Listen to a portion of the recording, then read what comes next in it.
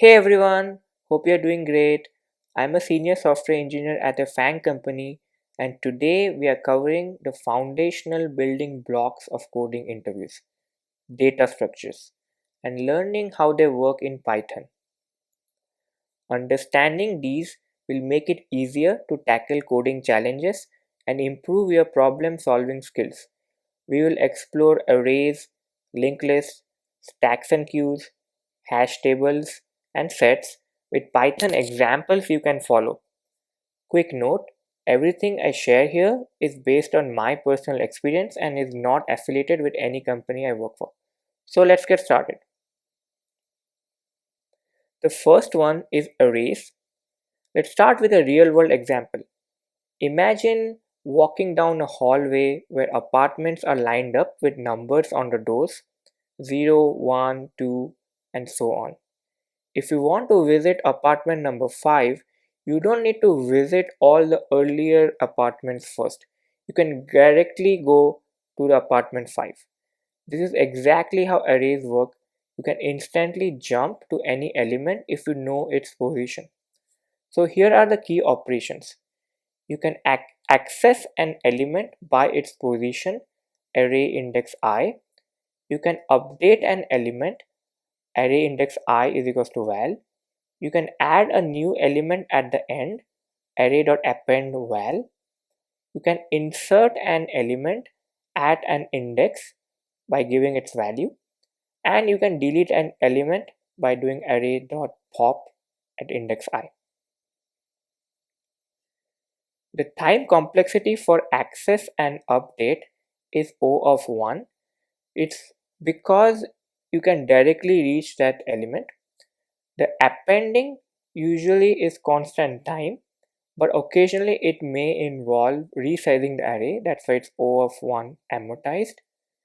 Insertion or deletion in middle requires shifting the elements around it, so it takes a linear time according to the array size, and that's why it's O of n.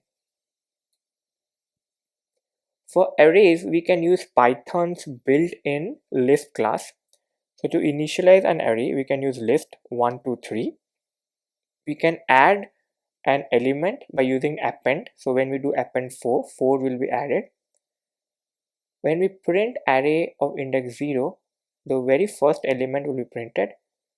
When we do array of index 1, minus 1 means we are printing the last element, which would be 4 as we appended it here. And when we are doing array index 1 to 3, essentially we are slicing the array, and the last index is not inclusive, so we are printing index 1 and 2, so that would be 2 and 3. Pro tip, when you are looping through arrays, try to use enumerate, because using that we can print both its index and the value. So when we run this piece of code, we will see the output as the index and its values. The next data structure is linked lists. Think of a train made of nodes linked one after another. To get to the fifth node, you can start at the head and then sequentially access each node until you reach the fifth node. So linked lists are built in this way. Each node holds a data and a reference to the next node in the chain. The key operations are inserting a new node at the head, which is usually fast and simple. Inserting a node at the tail, this is slower because you have to walk through the entire list.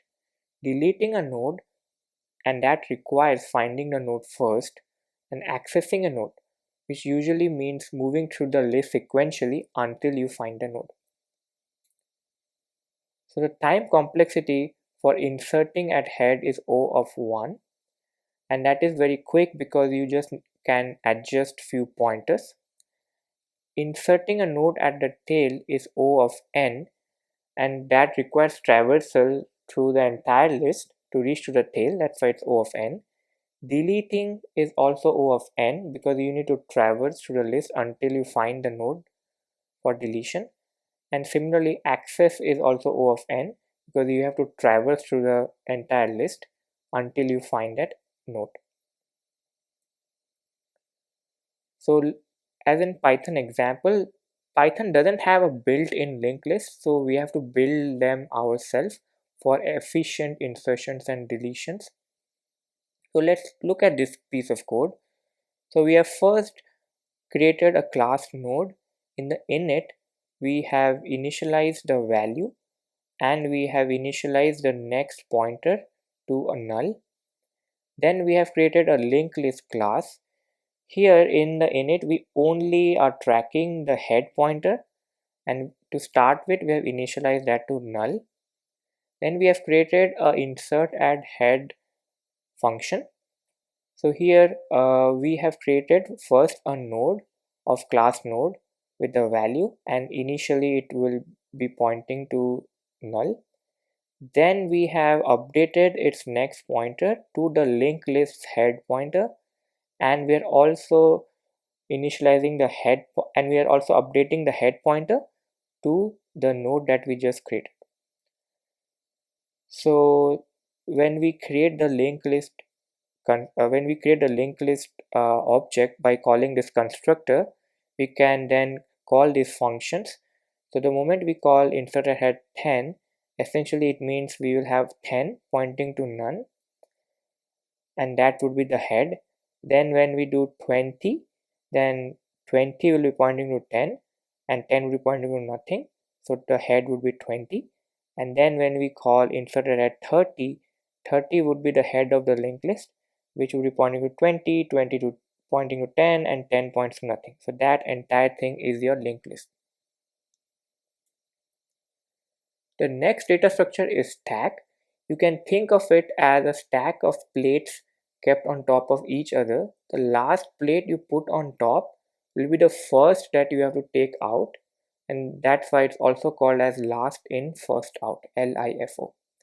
The basic operations are: you can push an item using stack.appendx, you can remove or pop the top item using stack.pop, and you can peek or look at the top item without removal by doing stack index -1. The push, pop, peek all run in O of 1, which is a constant time. And as a Python example, we also can use the Python's built-in list class to initialize stack. Then when we do append 1 and append 2, essentially what it means is we are keeping 1 and then on top we are keeping 2. Then when we do print stack.pop, we are removing a top item, which is 2. The common use cases of stack are undoing any feature, browser's history, and parsing balanced parentheses. The next data structure is queue. You can think of it as standing in line at a cafe. The first person who gets to the line is the first one which is served by the counter. This is also called as first in, first out, FIFO. Basic operations are enqueue, which means entering the queue, which you can do by doing queue.appendx, and dequeue, which is leaving the queue, which is done by queue.popleft. The Python example would be this. So first we use collections and then we import the dequeue class. Then we initialize the queue with the dequeue. We append 1, meaning 1 is in the front of the queue waiting to be served. Then we do append 2, meaning 2 is next in the queue after 1. Then when we do queue.popleft, essentially that means that the element 1, it left the queue and hence 1 is printed, and the only one left in the queue would be element 2. So both enqueue and dequeue operations take O of 1, and that's constant time. The next data structure is hash tables.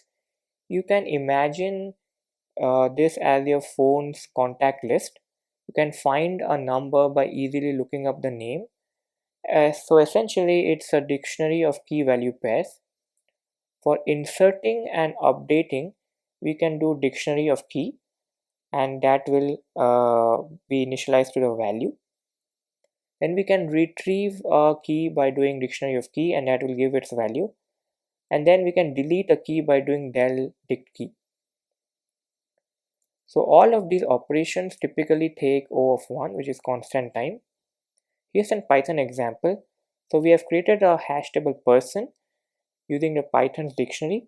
We have kept the key name and the value Alice and the key age and the value 25. So when we call the Python's dictionary person and give the key name, the value that's printed is Alice.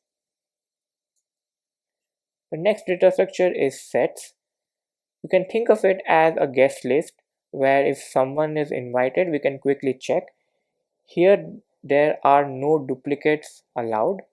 The key operations are inserting an element to the set by using set.addX, deleting a element of the set by doing set.removeX, and membership, meaning finding if an element exists in set, which we can do by doing X in S. Python example would be initializing S with set class, then adding element 1 to the set, then we can add element 2 to the set.